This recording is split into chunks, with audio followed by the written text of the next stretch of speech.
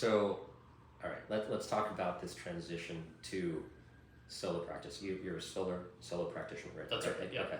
So, it's just you. I'm assuming you have some staff. I actually don't know. You don't have true so solo, all you, no assistants. all you. Yeah. Jeez. I will say from time to time I've hired contract attorneys. Okay. So like 1099 contractors. Okay. So we've definitely done that. When it gets super busy, but no, true solo for the most part. Dude, that's amazing. Let's talk about that transition. Sure. Right. So like, just give us an insight into how that happened. Yeah. So. Like I said, I had that one big client, so that was definitely footing the bill, I guess I would say, for the most part, early on. The transition, though, I mean, it was relatively seamless. I left the general counsel role on pretty good terms, or the in-house counsel role, I should say. They actually came back to me, I think it was about maybe a year and a half later, and they were like, hey, we're probably not going to have an in-house counsel anymore if you want to just kind of take on that work as well. Okay. That helped out as well. But transition was very smooth. I kind of had that 1 week to get everything up and running. So I'm running the, SunTrust at the time, setting up the IOLTA accounts, everything like that. Okay. And IOLTA, that's our, what's it called? Our trust account. That's right. Yeah. Okay. So how did you figure out what you needed to do to start, law school? Honestly, I just Googled it. I want to say the resources I used were I want to say My Shingle was one of them. That sounds like it was it. Yeah. Man, I wish I knew the names of the websites off the top of my head, but yeah, it's the usual suspects you would think if you just type in how to start a law firm, right? 2018 or whatever it was at the time. Did you read Thunberg's book? I think it's How to Start and Build a Law Firm. I'm sure I have it somewhere. I don't know if I did actually. I'm not sure. That looks like the Bible. All right, man, I am missing out. No, I think you got it down. I think you're I good. could have been way better off, maybe. No, that's great. So if you, I'm sure there are people that might watch this and folks in law school that are thinking, hey, I want to start my own law firm one day. Right. So what are, a few, I know maybe off the top of your head, but some checklist items that maybe you can just speak on? Yeah, sure. I would say first, just be really sure you want to do it. I will say the pros definitely outweigh the cons, and there are some pretty egregious cons, as I'm sure you're aware of, when you own your own firm. But I don't think it's necessarily the right idea for everyone to do straight out of law school. I think I did get lucky. I think there was a huge involvement of luck in my thing where I had this client. I don't think if you have that, it's maybe necessarily the best idea. I mean, it's tough to financially support yourself straight out of law school, especially because, you learn things, but you don't learn the actual day-to-day processes. Even just kind of walking into court, what are you supposed to say? Yeah. I think, were you on moot court? I was. Yeah, so we had some of the basics of appellate, but you're not starting off at that level right out of law school. Right. So. Okay, so you said that there were serious cons. Let's talk about the pros and the cons for a second of owning your own. Starting maybe, let's just go to owning your own law firm. Yeah. What are the pros? I think those are easy. Flexibility, the time. For the most part. You still have to, adhere to certain schedules the judges set from time to time. Since I'm doing mostly arbitration work that is more flexible, they'll ask you, when do you want to hold the hearing and things like that. So that's even better. But flexibility, oh man, I cannot imagine ever working for a traditional law firm model ever.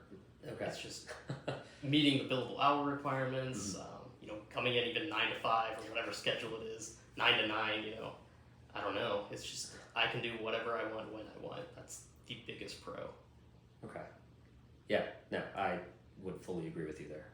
What about some cons? Cons? It's just, you have to worry about everything. Especially as a true solo, everything's on you. And I don't just mean from the legal perspective, because that's the part I would think both of us like the most, is the actual law and lawyering part of it. But you have to think about marketing, you got to think about accounting, you have to think about admin work. It's just, it's all on you at the end of the day, and so definitely gets grueling sometimes. But again, you set your own schedule, so look, as long as you're hitting your goals, right, it's all good. So most of your work, I'm assuming you are billing or doing flat fee. Yeah, so I do mostly hourly billing and flat fees. I don't do too many contingency cases. Okay. I don't think I have any active contingency cases anymore. I'm kind of walked away from that model.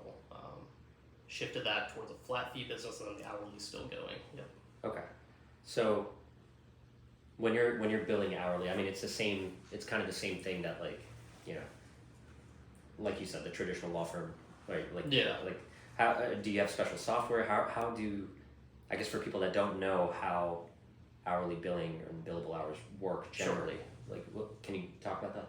Yeah, absolutely. So how I have it structured is I actually have it pretty flexible in terms of I don't want to screw over my client. Okay. So what I'll do is I'm very strict on when I start and stop times, and it's really as simple as just keeping an eye on my clock. It's like a stopwatch, you know, I'm just a Windows computer, and then having a Microsoft Excel spreadsheet open where I have like some crazy formula set up that'll calculate all the times and whatnot. But I'm billing every 6 minutes, Okay. and then for I think every one of my clients now, I will actually round down that 6 minute increment level. So if something takes me 15 minutes, I'm only going to bill them 12. I'm not going to round it up to 18. Definitely not up to the full hour. Yeah. So I do that just because, one, sake of transparency, I want them to know, like, hey, if I do screw up, which I'm very strict, so I mean, I don't think I've screwed up. Maybe I'm being a little arrogant there. I'm sure you haven't. Yeah. But yeah, if I do screw up, I want them to know, hey, I'm always rounding you guys down. So like, I don't want you to think you're ever getting overbilled or anything like that. That's awesome. So no 0.5 for an email.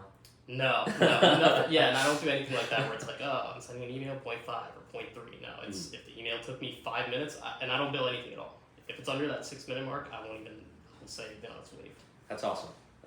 I would say I wish, or I hope that's a common practice, but I think it's also something where it's a luxury you can have depending on the field that you're in. So I mean, I don't know about other practice areas, but I know like if you're doing a lot of corporate arbitration work, it's like, okay, like $40 here and there might not make the biggest deal, 40 or $50, you know. So that's fair.